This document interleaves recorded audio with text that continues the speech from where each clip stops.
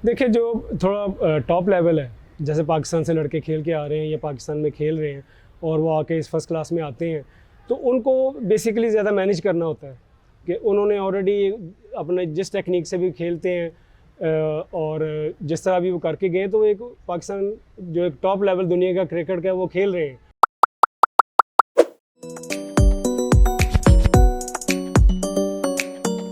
आज लपाड़ा शॉट में हमारे साथ एक ख़ास मेहमान हैं। ख़ास मैं इसलिए कहूँगा कि हम बहुत बड़े बड़े नामों के साथ जा रहे होते हैं और कुछ लोग जो बहुत अच्छा काम कर रहे होते हैं, लेकिन उन तक जो मेन मीडिया है वो पहुँचता नहीं है। तो हमने कहा कि अगर वो नहीं पहुँच रहे तो लपाड़ा शॉट और हम ज़रूर पहुँच जाएँ। उसकी वजह मैं आपको ख़ास बताऊँगा। पहले इंट्रोडक्शन करा देता हूँ। मोहम्मद रमज़ान साहब फॉर्मर टेस्ट क्रिकेटर और साथ ही साथ कोच हैं और अफगानिस्तान की भी कोचिंग कर चुके हैं, स्कॉटलैंड की भी, चाइना के साथ भी काम किया और अब रिसेंटली पाकिस्तान दोबारा वापस आ गए हैं और गनी ग्लास की क्रिकेट टीम जो है उसकी कोचिंग कर रहे हैं। कैसे हैं रमज़ान भाई? जी अल्लाह का शुक्र, अल्हम्दुलिल्लाह। अच्छा रमज़ान भाई, अभी सारे सवाल चाइना, अफगानिस्तान, स्कॉटलैंड के तो मैं बाद में करूँगा। जो मेन चीज़ें हैं जिसकी वजह से मेरा दिल किया कि मैं आऊँ और फ़ौरन आपसे बात करूँ, वो ये है कि जी फर्स्ट क्लास के मैचेस हो रहे हैं और मैं भी काफ़ी मैचेस जाने के देखने का पूरे सीज़न में मौका मिला। जो एक चीज़ देखता हूँ ना मैं, ख़ास तौर पे मेरा अलग जांचने का तरीका, वो हार के बाद टीम मैनेजमेंट की क्या सूरत हाल रहती है। तो अक्सर मैंने हार के बाद ड्रेसिंग रूम से ऐसी ऐसी आवाज़ें और ऐसे ऐसे अल्फाज सुने कि जो मैं यहाँ बयान भी नहीं कर सकता। और गुस्सा और जो कुछ था, इनकी टीम फाइनल पहुँचने के करीब चली गई थी और एक मैच बुरा, जो बाज़ औक़ात होता है इस सीज़न में, एक दिन आपका बुरा होता है, बुरा खेल के उसकी वजह से आप फाइनल की दौड़ से बाहर हो जाते हैं। तो मैं और मेरे कुछ साथी भी वहाँ मौजूद थे। एक्सपेक्ट कर रहा था कि आज के बाद तो इसके बाद तो रमज़ान भाई ने धुआंधार और क्या कुछ करना है, लेकिन ऐसा कुछ भी नहीं हुआ। सुकून से बातचीत हुई और टीम होटल चली गई। ये क्या फिलॉसफी, आपने कुछ कहा ही नहीं लड़कों को? देखें, बीइंग ए प्रोफेशनल, आपको जब हम खुद भी खेलते थे तो ऐसा 1000 टाइम ऐसी सिचुएशन आई है कि आप इससे कम क्रॉस हुए। तो वही जब हम कोचिंग में आ गए तो हमने बहुत चीज़ें सीखी हैं एज ए प्लेयर भी। तो कोचिंग में भी जो हमने चीज़ें सीखी हैं, हमारा काम एक्चुअली अपनी टीम की परफॉर्मेंस को इन्हेंस करना है। हमारा काम ये नहीं कि अगर कोई बंदा अंदर, हमारा कोई प्लेयर अंदर परफॉर्मेंस नहीं दे के आया तो हम उसको मेंटली इतना वो कर दें कि वो बिल्कुल ही डाउन हो जाए, क्योंकि मैच अब और मैच भी खेलने। तो उस टाइम पे मुझे ये लगता था कि टीम ये एक्सपेक्ट कर रही है कि हमने अच्छा नहीं खेला, लेकिन ये होता है, it's a part of game. या तो मैंने क्रिकेट ना खेली हो, ये पार्ट ऑफ गेम है कि आप क्रिकेट में हारते भी हैं और जीतते भी हैं। सिर्फ ये देखा जाता है कि आया कि आपने एफर्ट कितनी की है, आपने उसमें हार्ड वर्क कितना किया है और जो आपने उनके साथ प्लान डिस्कस किया था वो इम्प्लीमेंट कितना किया है। वो ना किया हो तो फिर आप कह सकते हैं कि यार ये आपने नहीं किया। उस चीज़ पर आप अपने प्लेयर्स को रियलाइज़ करवा सकते हैं। तो मेरे नज़दीक प्लेयर्स से परफॉर्मेंस लेने का एक ये है कि आप उनके मेंटल लेवल पे जाके उनको अंडरस्टैंड करें और समझें और सिचुएशन में उनको गिरने ना दें। एक टीम पहले ही, आपको पता है, इनका भी ब्रेड और बटर यही है कि ये खेलें, परफॉर्मेंस दें और आगे इनका फ्यूचर भी इसी में है। तो ये भी बहुत कीन होते हैं परफॉर्मेंस के लिए। कुछ ऐसी दफ़ा होता है कि बॉल ऐसे पड़ जाते हैं, कुछ दूसरी टीम एक्स्ट्रा ऑर्डिनरी खेल जाती है और कुछ आपके जो चांसेस अवेल नहीं होते। इट डज़न्ट मैटर कि आपकी टीम बुरी है और आपके वही प्लेयर जो पीछे 2-3 मैच आपको लगातार जितवा के आए हैं और टॉप सीज़न के टॉप बैट्समैन भी आपके पास है, टॉप बॉलर भी आपके पास है, टॉप कीपर भी आपके पास है। और ऐसा होते हुए अगर एक मैच में टीम थोड़ा सा गिरी है तो मैनेजमेंट या कोचेस उनकी साइकी समझते उनको उठाने की ज़रूरत है। उनको आइडेंटिफाई करें कि जो एरियाज़ इस मैच में हमने प्लान के मुताबिक नहीं हुए या जहाँ हमने गलतियाँ की हैं और उस पर काम करने का उनको वो चीज़ करें। लेकिन सिर्फ इसलिए कि वो इस मैच में जीते नहीं या वो हम हार गए हैं और ये बड़ा सिर्फ डांटना या उनको मज़ीद गिराना, ये मेरा ख्याल कोचेज़ का मकसद नहीं है। कोचेज़ का मकसद कि उनको उस वक्त उठाने की ज़रूरत है। तो मैंने भी यही किया। जब टीम आई तो वो बड़ी डाउन थी, क्योंकि बेसिकली उनके भी ज़हन में था, उनको भी काफ़ी इंसेंटिव्स थे। एक तो वो उनका नाम चल रहा है, पाकिस्तान की टीम का कैप्टन भी हमारी टीम में है, शान मसूद, और इसी तरह काफ़ी सीनियर प्लेयर भी देख रहे हैं और इस वक्त सबकी नज़रें भी हमारी टीम पे है कि ये फर्स्ट टाइम फर्स्ट क्लास खेल रही है। तो वो लड़के जो कर रहे हैं उनका भी यही जो मोटिव है, जो एम है, अपनी टीम को परफॉर्मेंस देने के लिए है। लेकिन अगर उसमें वो नहीं कर रहे, नहीं हुआ या कुछ ऐसा सर्कमस्टेंस, तो हमारा काम है कि उस सिचुएशन में उनको मेंटली जो है ना, हमने गिरने नहीं देना। और उनको उनको उन, उनको उनसे बात करके जहाँ जो चीज़ें हमारे से नहीं हो सकी उनको आइडेंटिफाई करके अपने साथ बैठा के वीडियो दिखा के उनसे वो चीज़ों को आइडेंटिफाई करके उन पे काम करके उनको इम्प्रूव करना है। ये मेरे ख्याल में एक कोच की ज़्यादा रिस्पॉन्सिबिलिटी है। बाकी अगर हार और जीत पे ही डांटना हो तो फिर तो मकसद कहने का वो कोचिंग तो नहीं है, वो तो बेसिकली उसको प्रोसेस में जैसा भी टीम जा रही है उस काम को हमने उनसे और मज़ीद उनको गिरने नहीं देना। ये मेरी फ़िलासफ़ी है। बड़ी अच्छी बात है। बट ये बताएं, आपने इतने अरसे क्रिकेट खेली, इस जो रोल शिफ्ट होता है उसके लिए क्या माइंडसेट चाहिए? क्योंकि बड़ा मुश्किल होता है, क्योंकि आप खेल के आ रहे होते हो, यहाँ आपने परफॉर्मेंस लेनी है, यहाँ अपने लड़कों को खिलाना है, तो कितना मुश्किल होता है। वो जो अक्सर वो कहते हैं ना कि जी अपने पैड और बैट वगैरह जो है ना घर पे छोड़ के आओ, और अब रोल मुख्तलिफ हो गया है। कितना पेशेंस चाहिए होता है, कितना आपने किस तरह मैनेज किया इस रोल पे आना? देखें, मैं तो ये कहता हूँ कि इट्स ऑल अबाउट पैशन। जब हम क्रिकेट खेलते थे वो भी पैशन से खेलते थे। जब बचपन में खेली, उसके बाद जिस तरह एज लेवल खेल रहा है, फिर फर्स्ट क्लास खेली, फिर पाकिस्तान से भी अल्लाह ताला ने मौका दिया खेलने का, तो हमारा ये कि वो पैशन था। हार्ड वर्क गिरते थे, परफॉर्मेंस नहीं होती थी, फिर आते थे वापस। उसी तरह जब हमने शिफ्ट किया उसको क्रिकेट करियर को, जब हमने कोचिंग में आए तो हमने उस चीज़ को मद्देनज़र रखा कि जिस सिचुएशन में से हम गुजरे हैं एज ए प्लेयर, तो प्लेयर की वो साइकी को समझते हुए हमने कोचिंग में उसको भी टॉप पे रखा। और इसको अगर पैशन ना होता तो हम आते ही ना। और ये इसी पैशन के साथ आए हैं कि जो गलतियां हम अपने करियर में कर चुके हैं और जिन चीज़ों से हमें फ़ायदा हुआ है, अब वो वाला काम अपनी अकल और अपनी स्किल और अपनी जो नॉलेज है उसके मुताबिक हमने अपने प्लेयर्स में ट्रांसफ़र करना है। और ये भी एक पैशन से है। अगर आप तो पेशेंस ऑब्वियसली, अगर आपने एक अपने आप को मैनेज करना है और एक आपने होल टीम को भी मैनेज करना है, और सिर्फ आपके क्रिकेट प्लेयर्स नहीं हैं, उसमें आपके ट्रेनर्स हैं, फिजियो हैं, एनालिस्ट हैं, आपके साथ असिस्टेंट कोचेज़ हैं, पूरा एक स्टाफ होता है जिनको आपने लेके, और सीनियर्स प्लेयर हैं जो सीज़न में काफ़ी खेल रहे हैं, पाकिस्तान के भी करंट प्लेयर्स हैं, और एक यंग प्लेयर हैं जिनके डेब्यूज़ हो रहे हैं। तो वो सबको कोचेज़ का काम है कि उनको सबको जेल करना। पेशेंस चाहिए, लेकिन इन सबसे ज़्यादा पैशन चाहिए। अगर आप में उस चीज़ का पैशन नहीं होगा, आप उस चीज़ में से गुजर के आपने वो चीज़ें लर्न नहीं की, और आपका एम नहीं होगा कि मैंने इनको इम्प्रूव करना है इंडिविजुअल भी और एज ए यूनिट भी, एज ए पूरी टीम भी। तो ये अगर पैशन के साथ होती हैं चीज़ें, तो मैं समझता हूँ अगर आपको पैशन हो तो फिर ये चीज़ें सब आसान हो जाती हैं, क्योंकि आपका ये पैशन है। और फिर नई चीज़ें भी सीखते हैं, ताकि हम इस चीज़ को जो हमने खेला है और जो हमने अब अपनी कोचिंग एक्सपीरियंस से लर्न किया है उसको करके अपनी टीम को इम्प्रूव करें, और एज ए प्लेयर और एज ए टीम। तो ये हमारा मेन होता है इंशाल्लाह ताला। तो फिर मेरे ख्याल में कोई काम नहीं लगता आपका पैशन हो। अच्छा, मुझे ये चीज़ बताएं, मैंने कोचिंग में आपका भी नेट पे जाना हुआ था, मैं देख रहा था आप खामोशी जो भी काम कर रहे थे, लेकिन और जगहों पे भी जाना हुआ, और जगहों पे मैंने देखा कि हर किसी की, देखें परफेक्ट तो कोई प्लेयर नहीं है। भी आपको मैं कोहली कहूँगा तो उसकी भी आप कोई ना कोई गलती निकाल देंगे। हमारे यहाँ मैं देख रहा हूँ जो फॉर्मर क्रिकेटर्स आ रहे हैं, वो एक बंदा काफ़ी हद तक खेल खूल के भी आया होता है, लेकिन उसमें से कोई चीज़ निकाल के फिर उसकी कोचिंग शुरू कर देते हैं, और उसकी वजह से अक्सर होता ये है कि डोमेस्टिक क्रिकेट में आके वो डिस्टर्ब हो जाता है, और फिर वो एक तो ऑलरेडी स्ट्रगल करके ऊपर से नीचे आता है, फिर अब उसका पैर ये नहीं आ रहा था, हाथ ये नहीं आ रहा था, हाथ क्यों नहीं हो रहा था, हालांकि वो बड़ी क्रिकेट खेल भी चुका होता है। तो ये कितना ज़रूरी है कि जी ज़बरदस्ती की कोचिंग की जाए। एक तो होता है कोचिंग, एक होता है कि जी मैं कोच आता, मैं दसना भी चाहना कि जी मैं बताऊँ क्या हो रहा है। होता है ना कि छोटी सी ट्यूनिंग भी आप कर सकते हैं और जो उसको शायद बताएं भी नहीं, और मेंटली डिस्टर्ब किए बगैर। तो ये आप किस तरह मैनेज करते हैं? फॉर एग्जाम्पल एक बंदा है, आपको पता है कि जी ये इसकी कोई चीज़ नज़र आ रही है मुझे, अब अगर मैं उसका, एक तो उसका क्या माइंडसेट है उसको सिखाना, आपने पहुंचना है, एक लड़का फैसलाबाद का, एक लाहौर का है, एक कराची का है, एक पढ़ा लिखा है, एक जिसका, उनको समझ के, तो आप क्या इस तरह से मैनेज करते हैं कि अगर पता चल जाए कि जी ये इसकी चीज़ है और मैंने उसको करेक्ट करना है? देखिए, जो थोड़ा टॉप लेवल है, जैसे पाकिस्तान से लड़के खेल के आ रहे हैं या पाकिस्तान में खेल रहे हैं और वो आके इस फर्स्ट क्लास में आते हैं, तो उनको बेसिकली ज़्यादा मैनेज करना होता है कि उन्होंने ऑलरेडी अपने जिस टेक्निक से भी खेलते हैं और जिस तरह भी वो करके गए, तो एक पाकिस्तान जो एक टॉप लेवल दुनिया का क्रिकेट का है वो खेल रहे हैं, तो इसका मतलब है कि वो अपनी उस चीज़ में कामयाब होकर परफॉर्मेंस दे के वहाँ तक गए हैं। स्लाइटली चीज़ें हमेशा चलती रहती हैं, वो इस लेवल पे ज़्यादा मेंटल साइड चीज़ें होती हैं, जिनको आपने ज़्यादा देखना होता है।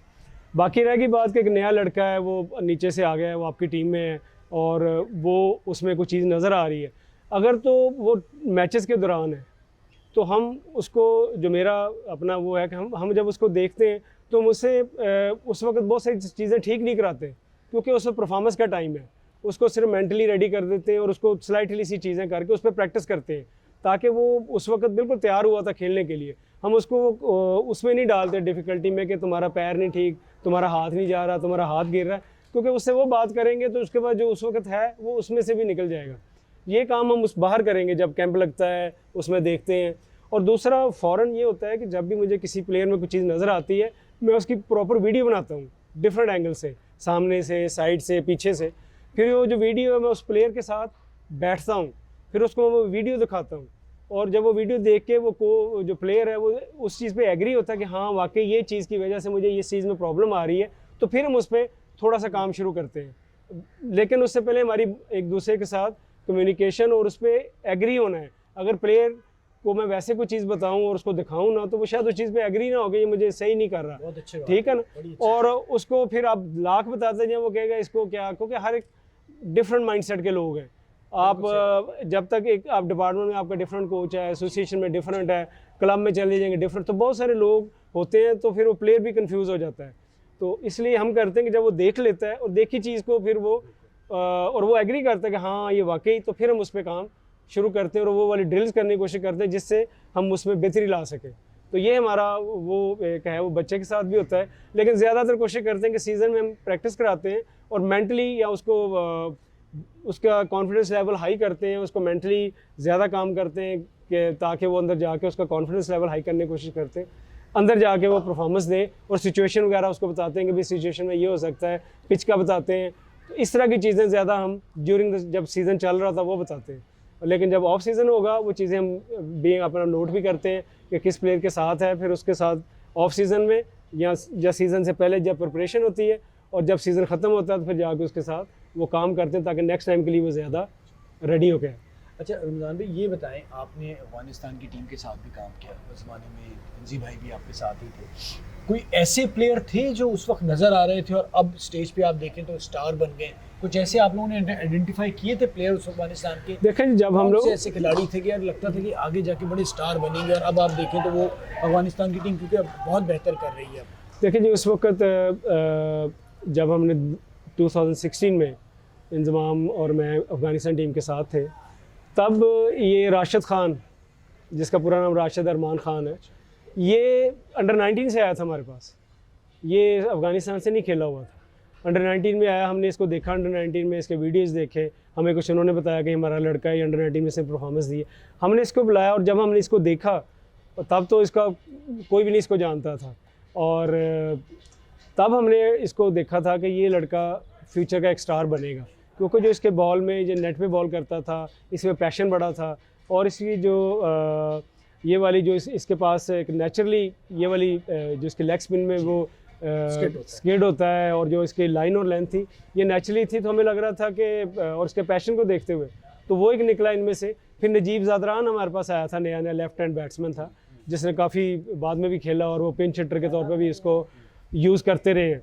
तो उसमें भी हमने इसको आइडेंटिफाई किया था, और जो बाद में जाकर उसने काफ़ी मैच भी जितवाए इनके, और हमने प्रमोट किया था ये अभी भी जो गुलबदीन, ये सिर्फ एक इसको एज ए बॉलर ये यूज़ करते थे कि ये एक बॉलर है बस, और उसको 10वें नंबर पे 11वें नंबर पे भेजते थे।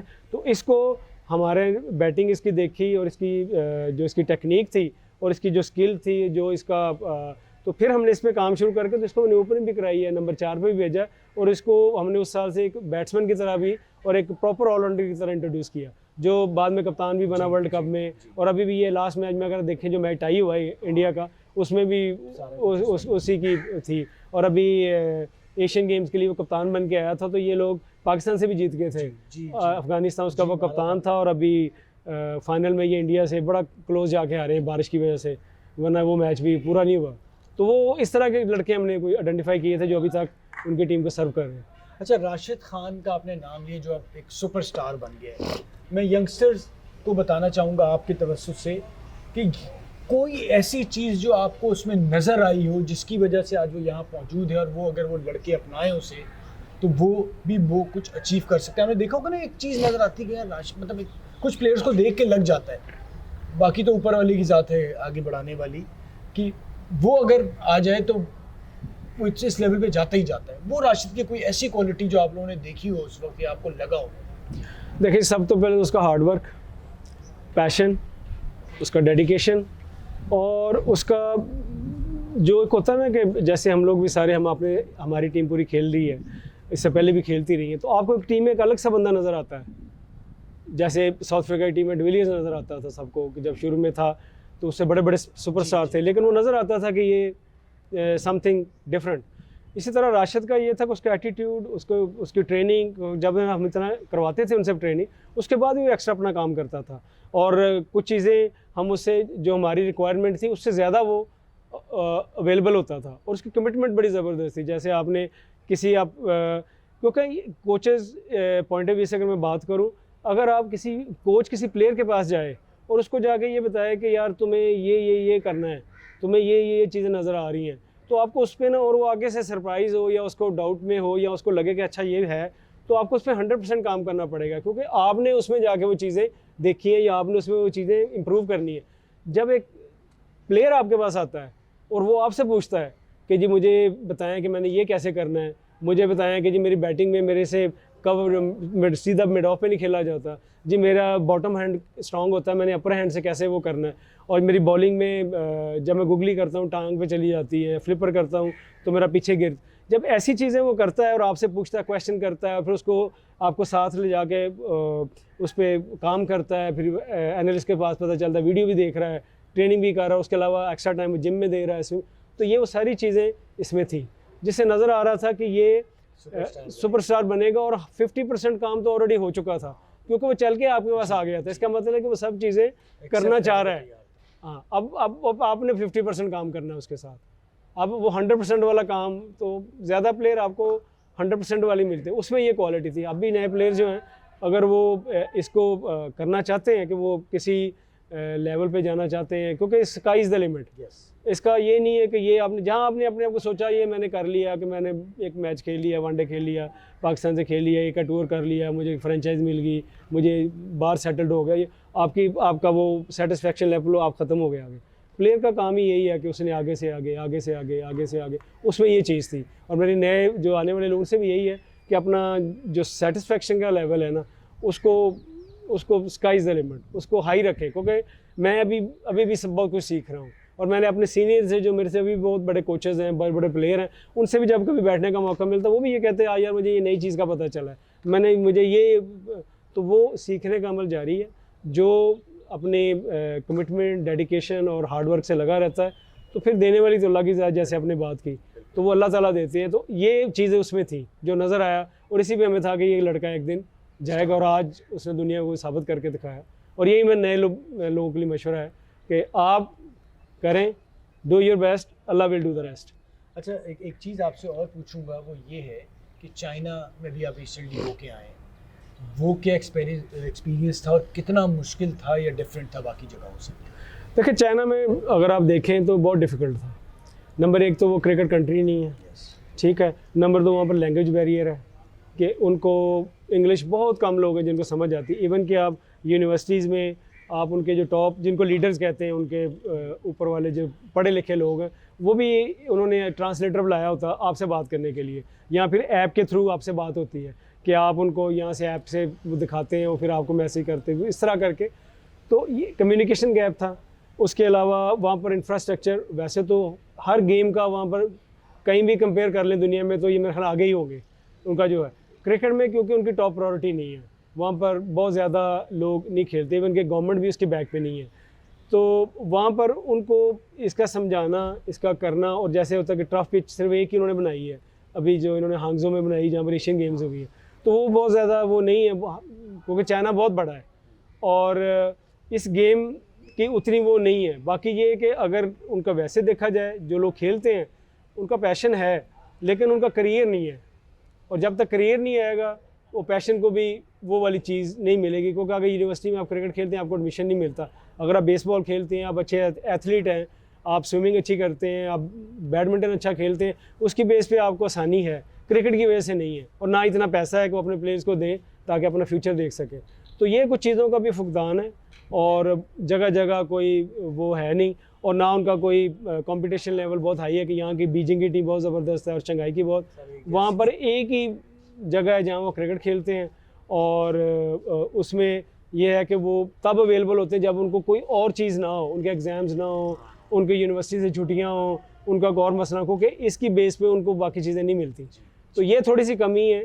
ये अब थोड़ी सी होप हो गई है कि ये आ जाएंगी चीज़ें। वजह उसकी ये है कि 2028 में क्रिकेट ओलंपिक में आ गई है, और चाइना आपको पता है कि गोल्ड के लिए और बाकी चीज़ों में करता है। तो अब उनका फोकस है और उनका जो माइंड सेट है वो इस चीज़ में आ रहा है कि अब हमने क्रिकेट को भी इसको प्रोफेशन की तरह लेना है।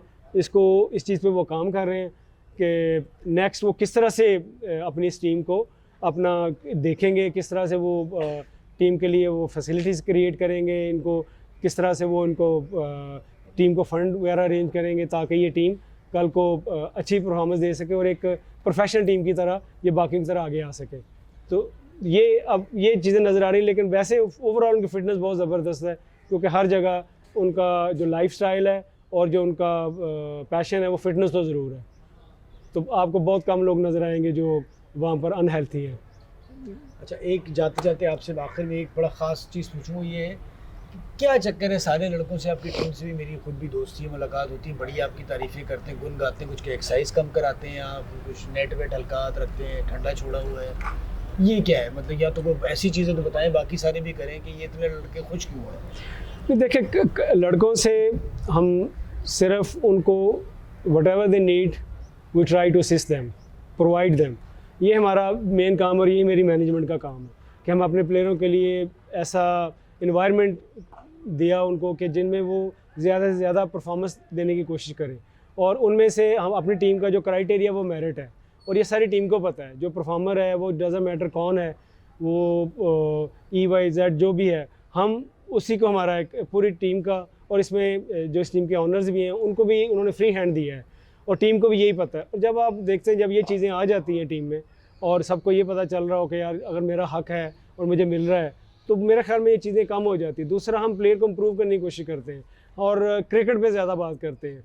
हम पर्सनल लाइफ में किसी के नहीं घुसते कि तू रात को ये नहीं किया, तुमने वो नहीं किया, तुमने हम प्लेयर को कोशिश करते हैं कि जैसे एक प्लेयर है वो मेरे पास आता है कि जी मैं नेट में ज़्यादा कॉन्फिडेंस फील नहीं करता, अगर आप कहें तो मैं किसी के साथ थ्रो डाउन कर लूँ, या मैंने उससे परफॉर्मेंस लेनी है, मुझे अगले दिन मैच में रन्स चाहिए उससे, अड़ी नहीं करनी। हाँ, मैंने उससे कहना कि भाई मुझे तुझे जो चाहिए मुझे बता, मैं तुझे प्रोवाइड करता हूँ, ठीक है। बॉलर कहता है जी मैं 4 ओवर कर रहा हूँ, लेकिन जहाँ हमें ज़रूरत होती है, जहाँ हमें लगता है कि उससे, जैसे मैंने आपको बताया, डिस्कस करके उसको कन्विंस करते हैं कि भाई ये चीज़ इसलिए कर रहे हैं कि इसलिए ज़रूरी है, और फिर उसके साथ करते हैं। तो वो वाला माहौल है कि हम किसी की पर्सनल लाइफ को, ना मेरी टीम डिस्टर्ब करती है, और गाली गलौज का तो कल्चर सवाल ही पैदा नहीं है। और दूसरा ये कि हम कोशिश करते हैं कि प्लेयर को हर वो चीज़ दें जो उसकी परफॉर्मेंस को इम्प्रूव करे, और इक्वली सब रिस्पेक्टेड हैं। ये नहीं है कि ये कोई शॉर्ट फर्स्ट क्लास खेला है, या ये नहीं है कि ये कोई नेशनल प्लेयर है।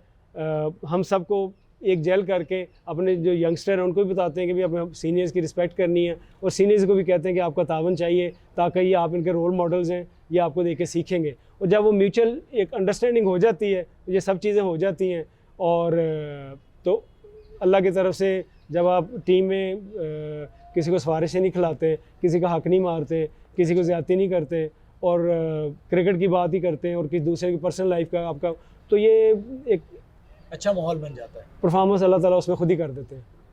Thank you very much Ramzan भाई। और मैं ये बताता चलूँ कि बहुत ही मज़ा मुझे इंटरव्यू करने में आया, बहुत सारे कोचेस से बात होती है, लेकिन जिस तरह से रमज़ान भाई ने बात की, मज़ेदार गुफ्तगू रही, बहुत कुछ सीखने को आपको भी मिलेगा जब आप इसको सुनेंगे, और आपको मज़ा आएगा कोचिंग के हवाले से जो उन्होंने बातें की। और बहुत से ऐसे लोग जो इस फील्ड में आना चाहते हैं और अभी ग्रास रूट लेवल पे काम कर रहे हैं, आप रमज़ान भाई की गुफ्तगू सुनेंगे और अगर उस पर अमल करेंगे तो आप भी एक कामयाब कोच बन सकते हैं। Thank you very much. शुक्रिया रमज़ान भाई। Thank you very much. Thank you.